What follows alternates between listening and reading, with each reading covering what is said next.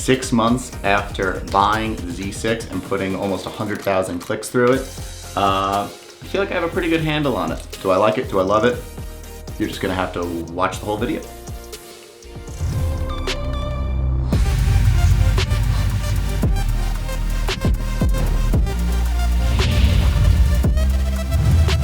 Please like, subscribe, comment, then I'll get right into the video. The Nikon Z6.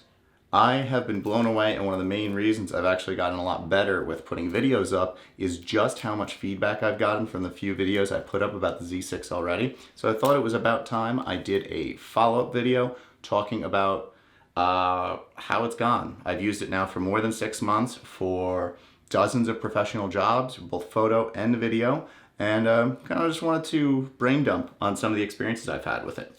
So when I bought this, it was right around when the eye autofocus update came out, so I've been able to almost exclusively use that kind of always baked into the software. My initial kind of story with this camera was I bought it so I'd be able to adapt 70 to 200 lenses onto this camera without buying a Sony 70 to 200 for my video setup.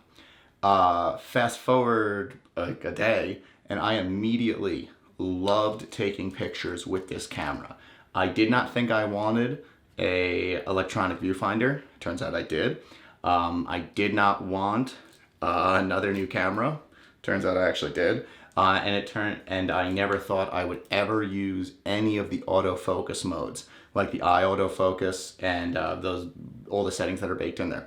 And it turns out I use them all the time now and advocate a lot of other people using them now too. So this camera kind of won me over on all that stuff.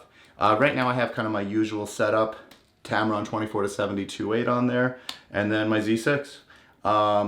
So let's kind of break it down. Photo mode. I think this guy is probably one of the best buys you can possibly make in terms of investing into photography right now. If you already have pro bodies, I'd consider adding this to your arsenal. If you don't have a pro body, I would get this before buying a pro body because I think for the most part, you don't really need the big D5s anymore or the Canon 1DX Mark II or whatever they're up to. This thing can do almost everything my D5 can do. I've done at least a dozen jobs where I've had a Z6 and a D5 set up identically, and I would reach for one or reach for the other, and very quickly I stopped even bothering to bring the D5. I am able to use the Z6 to do almost everything I would do with the D5. And that includes shooting the way I shoot, extraordinarily high ISOs compared to what most people are used to shooting, and really shooting lots and lots and lots of photos. Like I've shot 5,000, 6,000 photos during a competition on this camera, have never had a problem with the buffer, have never had a problem with the XQD cards, which I use all the time, and have never had a problem with the high ISO on this. Until you get to 8,000 to 10,000, there is no difference in this camera versus a D5. Once you get to the 8,000 to 10,000 range, you may start seeing some differences, but it's only camera nerds that are going to notice. No actual client would ever notice those minute differences. And again, you're talking about shooting at ISO 10,000, which means you're basically in a dark room and expecting high quality images. You can do it, but again, if the light's not there, the light's not there. Photos, let's also talk about focus. So the eye autofocus, I go back and forth on all the time. I love having it in there, and in some situations it works fantastically. In some situations though, it just, again, it leads to an inconsistent result, so that means I can't use it at all. So it really depends on the stakes that I'm shooting. Like if it's super duper important that I have to hit it, I'm gonna go back to the traditional way I shoot, which is using a continuous focus system, hammering down that back button, making sure I got a red dot on somebody's head and shooting like that, and then worrying about recomposing the shot in post. I'll fix the crop then. Though if the consequences or the stakes are lower in the shoot, or maybe I know I'm gonna have multiple opportunities, I'll use that eye autofocus and the tracking, because the advantage is I can now frame up the shot in the camera, still hammering down that back button, still lining up the focus. And when it does work, it works extraordinarily well.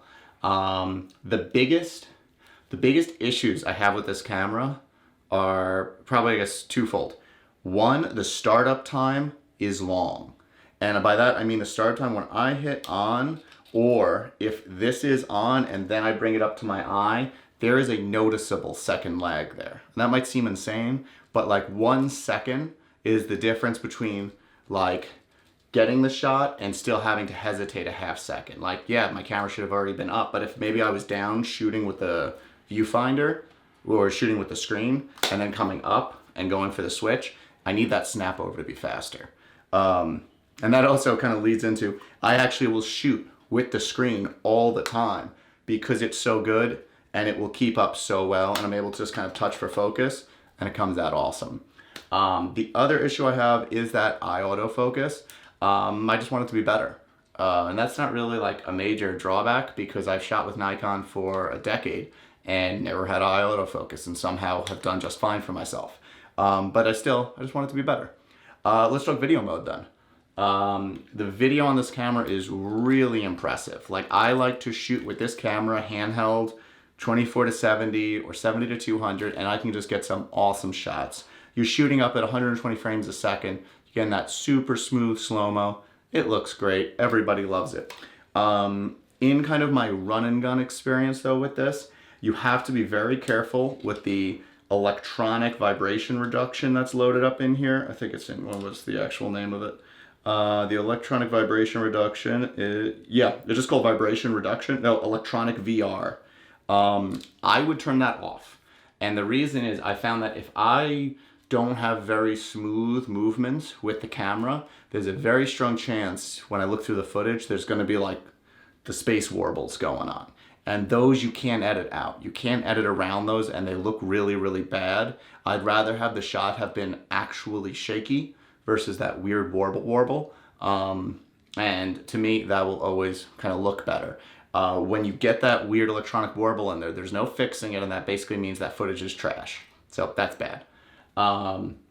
The other thing is the focus on this just never feels as intuitive as it does on the Sonys. But that also could just be because I just don't use it as much for the same type of video work.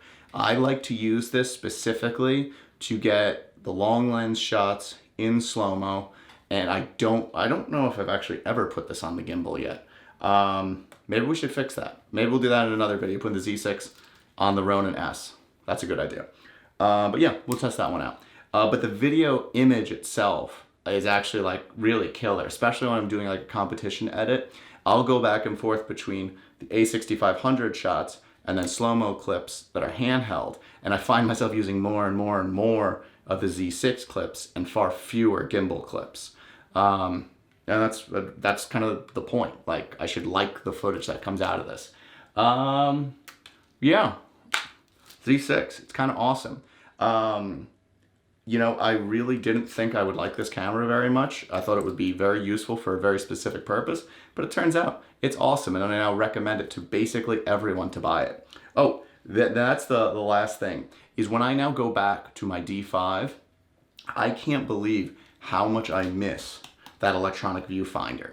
You know, gone are the days where you have a long stretch that's like way too dark because you just forgot, or like you hit your shutter speed and forgot to recheck your meter. You see, you know, the what you see, what you get is incredible. It is so helpful in getting really, really, really consistent results that it's made a big difference. And like, I kind of wish whatever the new Pro body has had an electronic viewfinder. So we'll see what that happens. But yeah, so strong buy, but from me. Nikon Z6, like, comment, subscribe, do all those things. Buy one. It's awesome.